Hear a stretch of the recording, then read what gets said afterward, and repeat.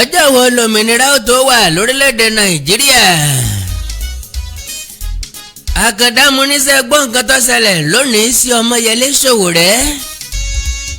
Àti ní kó lè ọ̀sá àníkọ́ ju tọwọ́ ẹlẹ̀ ó jù ú lẹ̀ àtúnwá lọ́lọ́ mú ṣe fẹ́ pani. Ta ló yìnbọn mọ́ Ọmọyẹlé Sowore? Kí ni tí wọ́n fẹ́ fi kú ẹ̀ sí?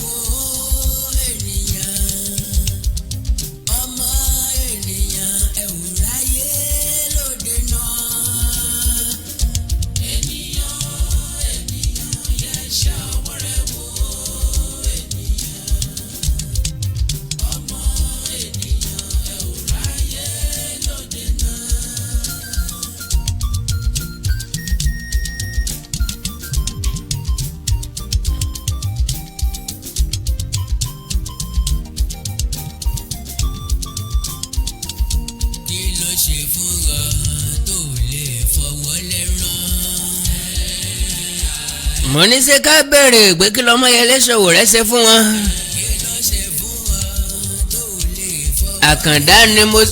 Àkàndá ni mo ṣe ní dẹ́ẹ̀dẹ́ mìràwé ègùn lọ sọ bẹ́ẹ̀ tó pa á lòwe bọ́tẹ́ lọ́rùn kó gbà fún mi bí ọ̀tẹ́ lọ́rùn kó mọ́ gbà fún ẹ̀wọ̀ rómà.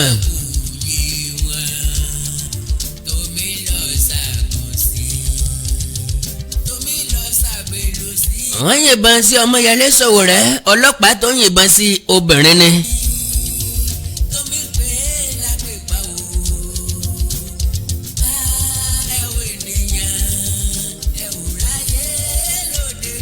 Orúkọ ọlọ́pàá ọ̀hún a máa jẹ́ Ìyẹ́rírá Altin Daniel.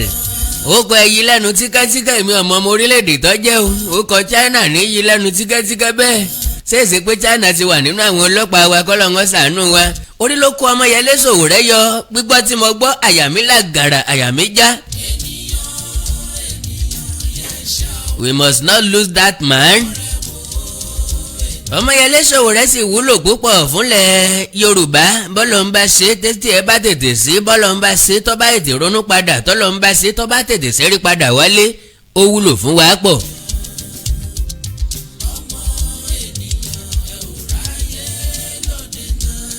Ìyẹ́-ìrà Altin Daniel náà lórúkọ rẹ̀. Fóònù nọ́mbà rẹ̀ bẹ̀rẹ̀ pẹ̀lú 080351398 àti nǹkan méjì. Ẹ má jẹ́ ń sọ.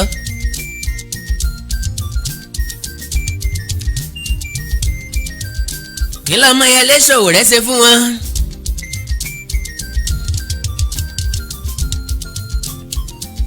Àwọn èèyàn kan ló fẹ́ ṣe live video gẹ́gẹ́ bí ti máa ń ṣe ni.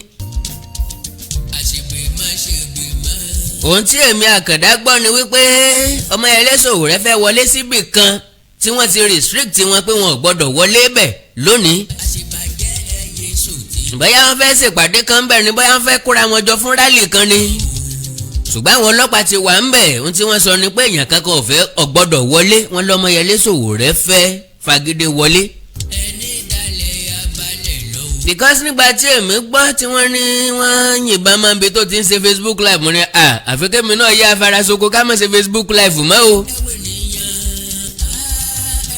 Mo bá ti jẹ́ pé bí wọ́n ṣe máa dọdẹ wa káàkiri ibi tá a ti ń ṣe Facebook live ní káyé àmìṣọ́nù káyé awábì kan farasoko sí.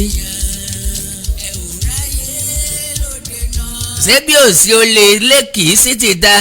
Bí kú ilé ọ̀pá ni tòde kìí pààyàn. Àjèjì tọ́wọ̀lú lájẹ̀ tí ń tọ́ka ojú olórí bàbá afọ́jú. Ẹ mọ̀ wípé Àkàndá mo ní sẹ́ mọ̀ wípé jù lọ́wọ́ nù ni.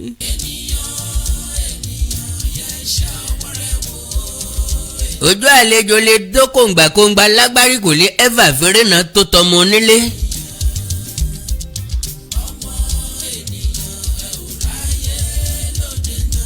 wọ́n ní àwọn ọlọ́pàá dènà ìwé páwọn òyìnbọn mọ́ Ọmọyẹlé Sowore ṣé lóòótọ́ ni èmi ò fi hàn yín o pé wọ́n yìnbọn mọ́ Ọmọyẹlé Sowore o.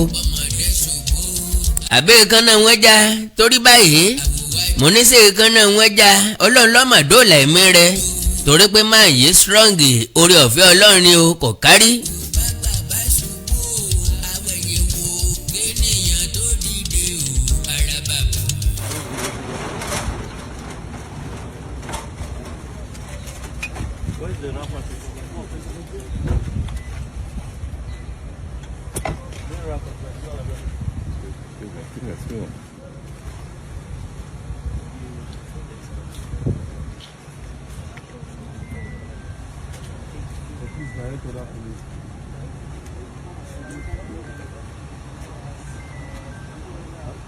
He called me, was not insisting where I was. And she shot him at close range. Yeah, very close.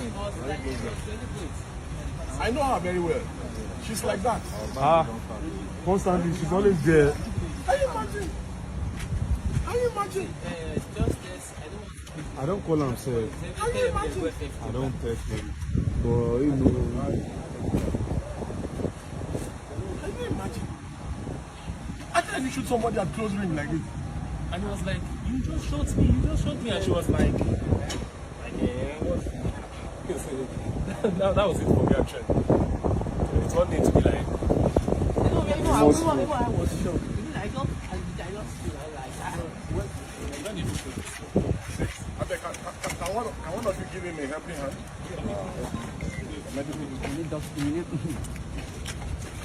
All right. Let's go.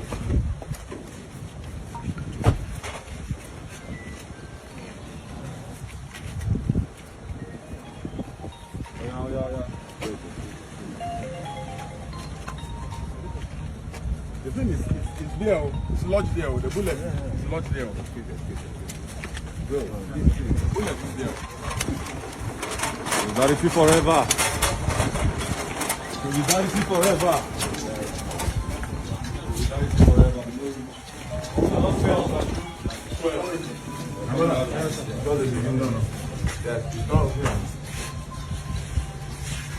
Please, let's reduce the number.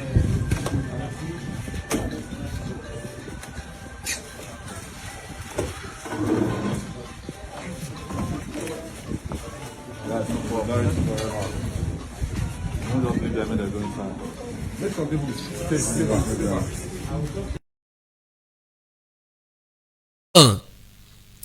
àwọn wá láwọn ọlọ́pàá sọ wípé àwọn ò yìnbọn mọ́ Ọmọyẹlé Sowore àwọn ọ̀tá mẹ̀kúnnù kan náà tún jáde wípé wọn ò yìnbọn mọ́ ẹjẹ́ àwọlé yìí bóyá lóòótọ́ wọ́n yìn níbọn bóyá ìkan náà wọ́n já.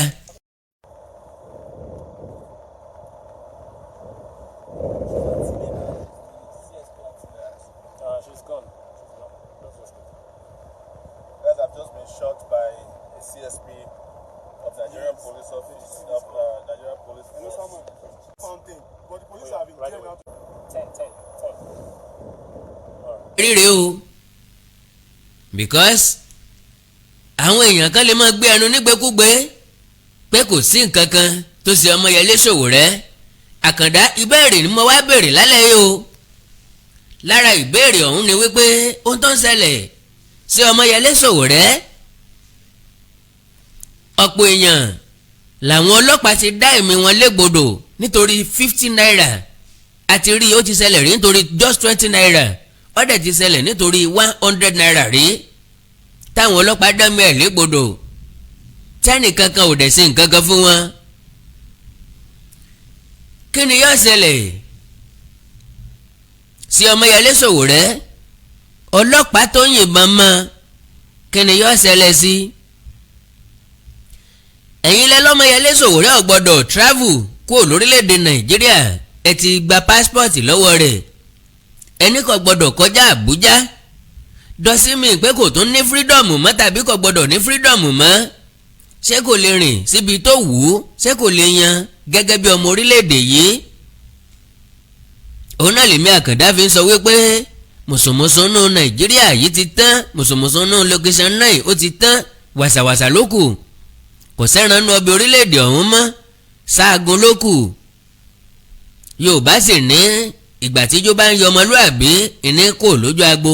Yorùbá ẹ̀jẹ̀ àrílé wa Yorùbá nation. Ohun tí mo rí tí mo ní kí n wá fi tó ẹ̀yin olùgbọ́ mi olùfẹ́ mi létí òun náà lélẹ́yìí o.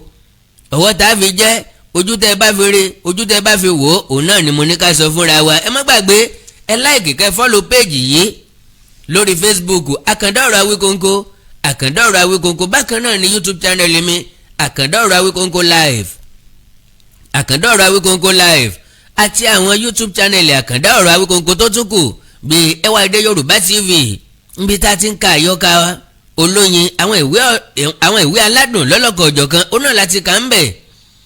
Nínú àwọn ìwé tá a wá kà ń bẹ̀ gẹ́gẹ́ mo ti sọ fún yín sẹ́yìn ìkan bẹ́ẹ̀ tá à ní pẹ́ sọ di eré àgbéléwò. Ìwé ọ̀hún la pè ní àpárí inú mi ò ní bá tó dé jẹ́. Èmi kọ́ ni mo kọ́ ẹ̀gbọ́n mi Kọ́lá ò ní lọ́kọ́ ó sì ti fún mi lórí ọ̀fẹ́ láti yá sí eré àgbéléwò. Ẹ kú ojú lọ́nà ẹ sì kú etí lọ́nà rẹ̀. Gẹ́gẹ́ bí mo ti máa ń sọ a kì í mẹni tí wù àìmọ̀ni tí wù.